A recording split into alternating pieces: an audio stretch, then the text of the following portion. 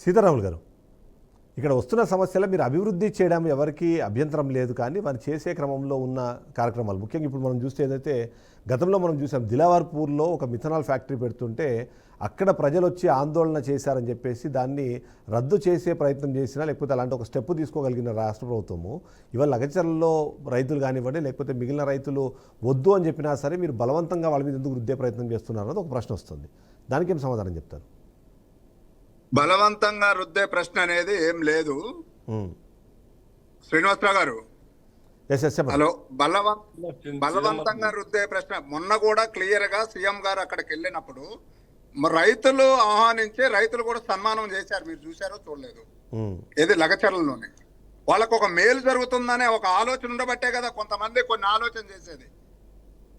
ఇప్పుడు దాన్ని దృష్టిలో ఉంచుకొని ఇప్పుడు బీఆర్ఎస్ కానీ బీజేపీ ప్రభుత్వాలు ఇక్కడ మేధావులు చాలా మంది చూస్తూ ఉంటారు. రైతులు తీసుకొని ఏ ఒక్కళ్ళు ఇంటికో తీసకపోతే దాన్ని అనుకోవాలి, రైతుల సొమ్మును కానీ రైతుల భూమిని కానీ.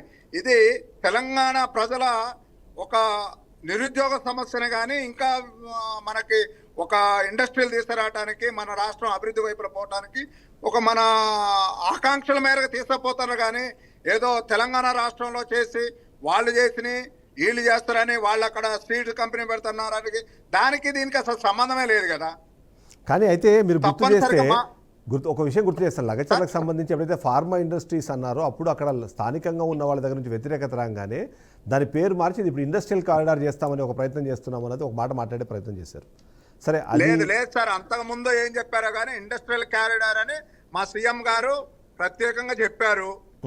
దాన్ని ఏదో వ్యతిరేకత వచ్చిందని మార్చడం కాదు, అక్కడ ఇండస్ట్రియల్ కారిడార్ పెడతామని క్లుప్తంగా చెప్పారు ఆ రోజు. రైట్, దాని విషయంలో ఎలాంటి ఇది లేదు, ఎలాంటి బేస్టా లేదు. ఇప్పటికైనా రైతులు ఎంతమంది కావాలని అక్కడ కోరుకుంటున్నారు, వద్దని ఎంతమంది కోరుకుంటున్నారు అనేది అక్కడ తెలుస్తుంది కదా. వాళ్ళ రైతుల శ్రేయస్సు కోరుకొని మా ప్రభుత్వం ముందుకు వెళ్తుంది 100కు 100 పాళ్ళు. ఇప్పుడు చట్టాన్ని కానీ అక్కడ రైతులను కానీ ఎవరిని విస్మరించి కాంగ్రెస్ ప్రభుత్వం పోదు. ఎప్పుడు ప్రజల పక్షాన ప్రజా శ్రేయస్సు కోరుకునే ప్రభుత్వం కాబట్టి మా సీఎం గారు కూడా ఆలోచిస్తారు. ఇప్పుడున్న క్యాబినెట్ కూడా నిర్విరామంగా ఈ తెలంగాణని ఎట్లా కాపాడాలని పోరాడుతున్నారు. తప్పనిసరిగా ఈ తెలంగాణ ప్రజలకు మేలు చేయడానికే ఏ నిర్ణయం తీసుకుంటారని మేము తెలియజేస్తున్నాం. శ్రీనివాస్ గారు, సో మంచి చేసే ప్రయత్నమే చేస్తున్నాము, కానీ దీంట్లో రాజకీయాలే ముఖ్యమైన అడ్డంకి అనేది ఒక పాయింట్ ఇక్కడ. అంతే కదా, అన్నిటినీ రాజకీయ కోణంలో చూడకూడదు సార్, అన్నిటినీ రాజకీయ కోణంలోనే చూడకూడదు. చిదంబరం చెప్పేది కూడా అదే. ఎక్కడ నాకు చూపెట్టండి, భారతీయ జనతా పార్టీ ఒక ప్రతిపక్షమైన ఓ జిమ్మేదారి పార్టీ ఒక రాష్ట్రం. ప్రభుత్వం చేసే ప్రతి పనికి వ్యతిరేకించడం మా పని కాదండి. మేము అటువంటి పనులు డిస్ట్రక్టివ్ యాక్టివిటీస్ మేము చేయము. మీరు కూడా more than 50% రాష్ట్రాల్లో అధికారంలో ఉన్నారు. రాష్ట్రంలో ఏదైనా ప్రగతి జరుగుతున్నప్పుడు పక్షపాతంగా ఈర్ష్యతోని ఆపితే మా పార్టీ ఉంటుందా? మా పార్టీకి ఎవరైనా కోరుకుంటారా, లైక్ చేస్తారా? అట్లా ప్రతిపక్షాలు డెఫినెట్ గా ఎవరైతే ఆ కేసుల్లో ఆ దాడుల వెనకాల కుట్రపూర్తంగా ఎవరైనా చేసి ఉంటే జస్ట్ పుల్ దెమ్ అవుట్, బయటికి రాగండి కదా. ఒక్క విషయం చెప్తాను, ఒక్క విషయం.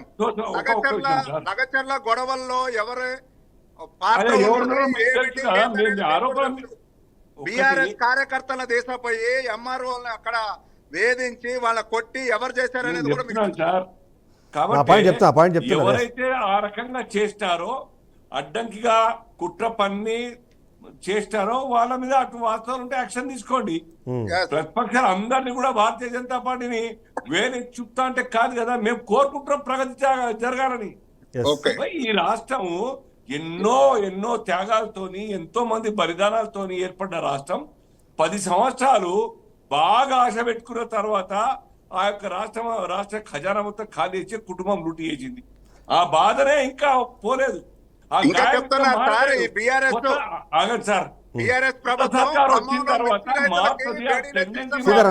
సీతారాం గారు, ఒక నిమిషం.